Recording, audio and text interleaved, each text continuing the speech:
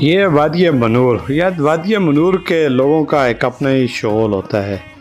इस ईद के त्यौहार पर ये सब एक जगह पे इकट्ठे हो गए हैं और यहाँ पर कुछ लोग घड़सवारी करते हैं और अपने करतब दिखा रहे हैं। एक साहब तो यहाँ पे खड़े तकरीर कर रहे हैं, नमाज ईद की मेरा ख्याल है वो अफादियत बयान कर रहे हैं।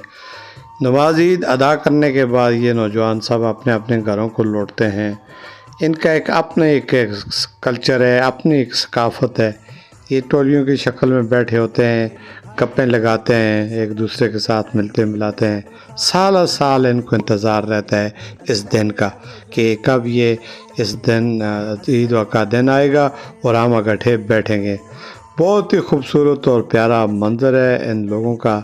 इनमें अख़ुवत भाईचारे की लाजवाब मिसाल है।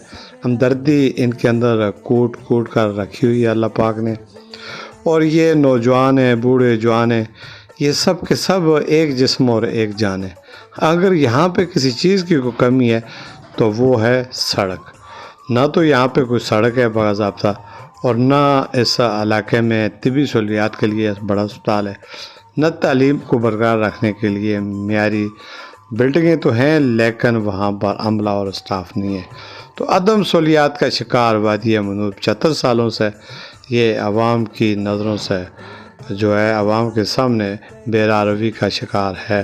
और अवामी मुंतखब नुमाइंदे तिफल तसलियाँ देकर इन्हें एक दूसरे में उलझा कर अपने वोट तो ले लेते हैं, लेकिन यहाँ पर कोई तरक्याती काम नहीं होते। इनका कल्चर, इनका उठना बैठना ये चित्राल और गिलगित की तरह मिलता जुलता है। मैं अमीर अफजल गुलजार और आप देख रहे हैं DMM न्यूज़।